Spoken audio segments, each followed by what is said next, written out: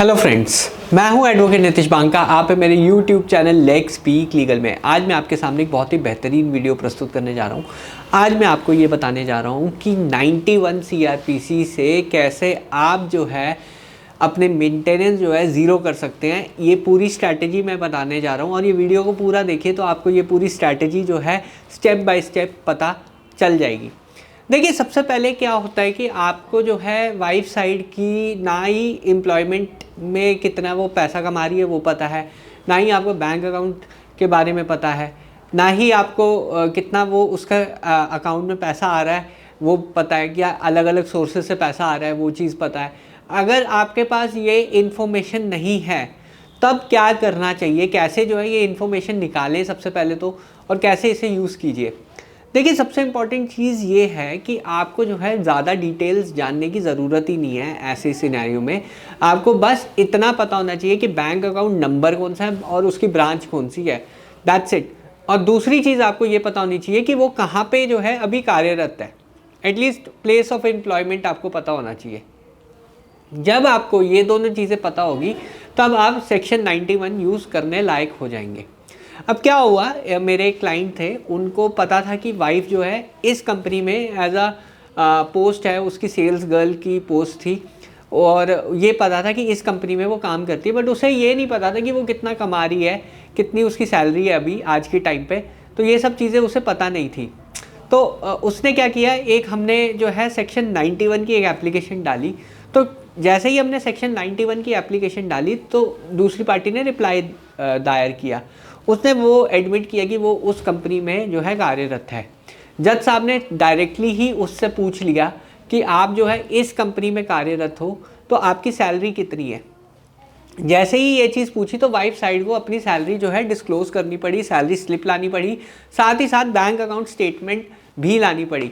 तो अगर आपको इतना भी पता है कि किस कंपनी में वो कार्यरत है आज की डेट में, आपका काम बन जाएगा। ये आप बहुत ईजिली पता कर सकते हो। आप जो है किसी डिटेक्टिव एजेंसी को भी हायर कर सकते हो, वो बहुत ईजिली पता कर लेगी। अगर आपको ये आशंका है कि आपकी वाइफ वर्किंग है तो आपको ये चीज़ ज़रूर करनी चाहिए अगर आपको मेंटेनेंस जो है ज़ीरो करनी है। इस केस में मेंटेनेंस ज़ीरो हो गई। एक बच्चा था, उसकी मेंटेनेंस लगी, बट लड़की या वाइफ की जो मेंटेनेंस है वो ज़ीरो हो गई। तो यहाँ पे देखिए, सिर्फ एक इन्फॉर्मेशन जो कि सिर्फ कंपनी का नाम पता था बस हस्बैंड को, उसी से मेंटेनेंस जो है ज़ीरो हो गई। दूसरी जो सिनेरियो है गुड़गांव कोर्ट का मैं बता देता हूँ। वहाँ पे भी हमने ऐसे ही किया था कि वाइफ साइड को पता था कि यहाँ पे एक कंपनी में कार्यरत है।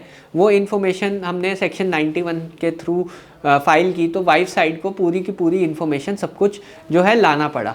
जब ये चीज़ें ऑन रिकॉर्ड आ गई तो हमने जो है मेंटेनेंस जो है उस केस में ज़ीरो करवा दी, क्योंकि उसने जो है फिर वो बैंक अकाउंट डिस्क्लोज़ किया जिसमें उसकी सैलरी क्रेडिट हो रही है। कोर्ट में जब आप इंटरिम मेंटेनेंस पे आर्ग्यू करोगे तो आपको यही आर्ग्यू करना है कि वाइफ साइड को ये चीज़ें डिस्क्लोज ट्रूथफुली करनी चाहिए थी। वाइफ साइड ने डिस्क्लोज नहीं किया है, हमने 91 मूव किया है और फिर ये सब चीज़ें ऑन रिकॉर्ड आई हैं। तो यहाँ पे देखिए प्रोसेस कैसे है 91 सीआरपीसी का, और कैसे जो है रिजल्ट्स उसमें आते हैं, ये मैंने आपको बताया। तो सेक्शन 91 का यूज़ करने का तरीका मैंने आपको समझाया कि आपको सिर्फ और सिर्फ ये पता होना चाहिए कि वाइफ जो है आज की डेट में कहाँ पे कार्यरत है, दैट्स इट।